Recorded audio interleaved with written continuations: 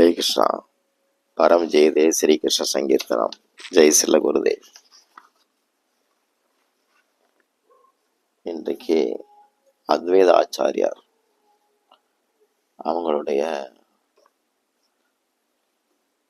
அவதார தினம். அவங்கள பற்றி கொஞ்சம் பார்க்கலாம். கௌடிய வைஷ்ணவத்துல விஷ்ணு சிவபெருமான் கலந்த, அதாவது சங்கர நாராயணர், அவங்க அத்வைத ஆச்சாரியராக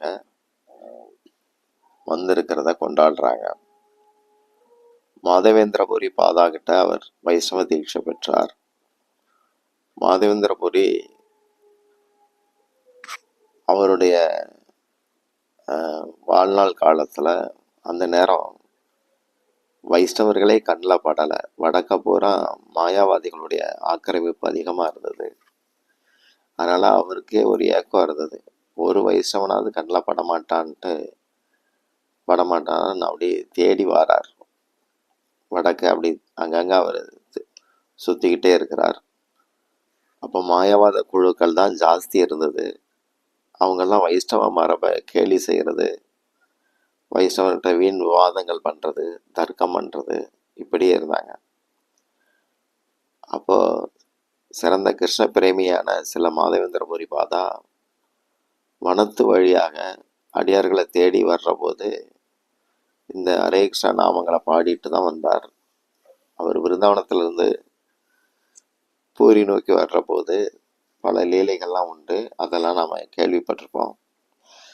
ஜார்க்கண்ட், மத்திய பிரதேசத்தில் ஜார்க்கண்ட் அந்த பகுதியில் வனத்தில் வரும்போது பறவைகள், மிருகங்கள்லாம் அவருடைய கீர்த்தனத்தை ரொம்ப ரசித்ததாக வரலாற்றில் இருக்கு, மை மறந்ததாகவும் இருக்கு. அதனால தான் அதே பகுதிக்கு,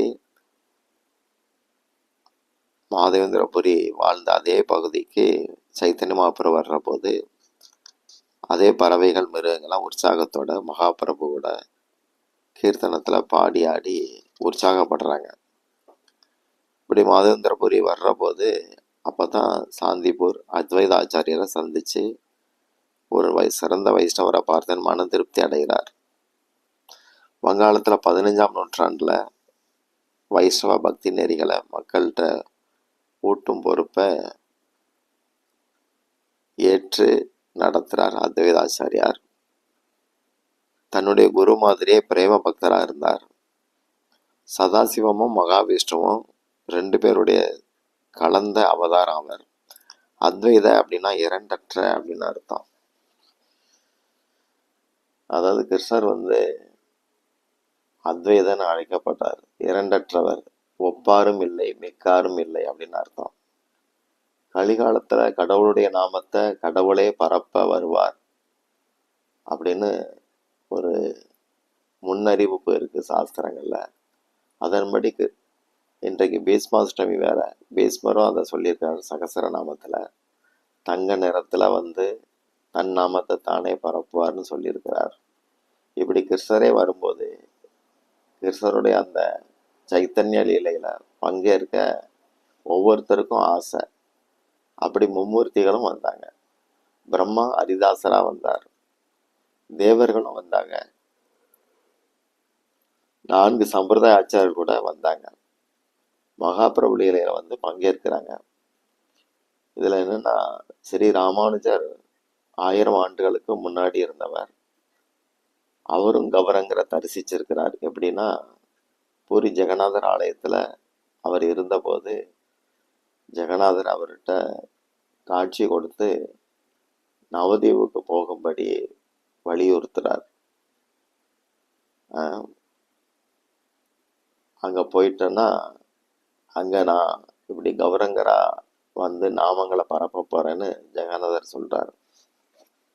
இது ஒரு விசேஷ தகவல் தான். இது என்ன சொல்றாருன்னா, லோகநாதர் கிருஷ்ணர், கோலோகநாத் கிருஷ்ணர். நீ வணங்குற நாராயணமூர்த்திக்கு விலாசமே அவர் தான். விலாசமூர்த்தி அந்த கிருஷ்ணன். பரமபுருஷரான அவர் பிருந்தாவனத்துல எப்பவுமே நித்தியவாசம் பண்ணுவார்.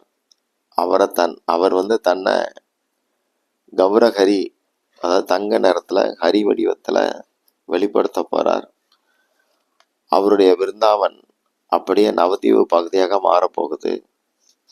நான் அங்க கௌரங்க பிரபுவாக நித்திய வாசம் பண்ணுவேன்.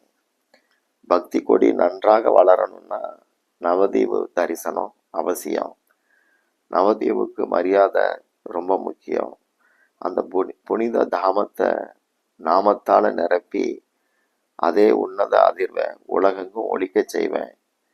இப்படி ஜெகநாதர் ஸ்ரீ ராமானுஜர்கிட்ட அறிவுறுத்துறார், இந்த விஷயங்களை கொடுத்தார். இதை தூய பக்தர்கள் தான் அறிவார்கள் அப்படிங்கிற வார்த்தையும் சொன்னார். அதன்படி ராமானுஜர் நவதீப் வந்தார். அங்க பகவான் அவருக்கு சைத்தன்ய மகாபிரபுடைய காட்சி தந்து எதிர்காலத்துல நடக்க இருக்கிற நாம சங்கீர்த்தன இயக்கம் பற்றி தெளிவுபடுத்தினார். அப்போ ராமானுஜர் மகாபிரபுடைய லீலையில நானும் பங்கேற்கணும், அதே நாம கீர்த்தனத்தை பரப்பணும்னு முடிவெடுத்து ஆர்வத்தோட மகாபிரபு லீலை தொடங்குற போது ஸ்ரீ அனந்தர் அப்படிங்கிற பேரோட தோன்றி சங்கீர்த்தனத்தை பங்கேற்று அதை பரப்புற பொறுப்பையும் ஏத்துக்கிட்டார். இதே போலதான் வைகுண்டத்துல இருந்து விஷ்ணுவும் அந்த வைகுண்ட இதழ் மொத்த தாமரை இதழ்கள்ல ஒரு பகுதியில் ஒரு இதழ்ல இருந்து சங்கரரும் 2 பேருமா சேர்ந்து அத்வைதரா வராங்க. சைத்தன்ய மகாபிரபு வர்றதுக்கு 60 ஆண்டு காலம் முன்னாடியே அத்வைதர் வந்துட்டார். அவர் மாதவேந்திரபுரி பாதவ பார்த்ததுமே பிரேம பரவசத்துல மூழ்கிட்டார். அத்வைதரோட பல மாணவர்களும் உண்டு. இந்த அத்வைதாச்சாரியார் தினமும் அதாவது கலிகாலத்துடைய மோசமான போக்கு இதையெல்லாம் தாங்க முடியாம ரொம்ப வேதனையோட பூஜை செய்வார். கோபால சாலக்கிரமம் வச்சிருந்தார். அந்த சாலக்கிரமத்துக்கு துளசி இலை போட்டு கங்கா தீர்த்தம் வச்சு பூஜிப்பார். அந்த பூஜை முடிக்கிற போது ஒரு ஹூங்காரம் பண்ணுவார். அது 7 உலகங்களையும் தாண்டி வைகுண்டம் வரைக்கும் கேட்கும். அப்படி ஒரு ஏக்கத்தை அவர் வெளிப்படுத்துவார். அப்படி ஹூங்காரம் பண்ற போது கூட இருந்தவங்க எல்லாம் ஆச்சரியப்படுவாங்க. ஆனா எல்லாரும் சின்னவங்க, அவர்கிட்ட கேட்க முடியாது. சாலக்கிரம வழிபாடு ரொம்ப வசதி. அதுல அவருக்கு அப்படி ஒரு பரவசம் வருதுன்னா அது பெரிய விஷயம்னு எல்லாரும் அமைதியா இருப்பாங்க. ஏன்னா தேவாந்திர வழிபாட்டுல சத்தம் வரும். அது மாதிரி இவர் குறைஞ்சபட்ச வழிபாட்டுல இருக்கல, உயர்ந்த வழிபாட்டுல இருக்கிறார். அதனால அவங்க எதுவும் கண்டுக்கல. அத்வைதாச்சாரியர் சாலக்கிரம வழிபாட்டுல இப்படி ஏக்கமாக ஹூங்காரம் செய்தது எதனால அப்படின்னா, இந்த கலியின் போக்க திருத்துறதுக்கு நாமந்தான் மருந்து. அதை எப்போ கொடுக்க வரப்போறீங்க அப்படின்னு சொல்லி ஏங்கி கிருஷ்ணரை நோக்கி ஏங்குறார், வேண்டார். மக்களை உங்களுடைய நாமத்தை சொல்ல வச்சு சீக்கிரம் திருத்த வாங்க அப்படின்னு சொல்லி பிரார்த்திப்பார். அதன் பயனாகத்தான் விருந்தாவன் கிருஷ்ணரும் ராதையும் சைத்தன்ய மகாபிரபுவும் வராங்க. அத்வைதர ஆச்சாரியுடைய கமல பாதங்கள்ல வலது இடது 2 பாதங்களையும் 10 முக்கியமான மங்கள அடையாள சின்னங்கள் இருந்ததாக வரலாற்றுல பார்க்கிறோம். ஹரே கிருஷ்ணா.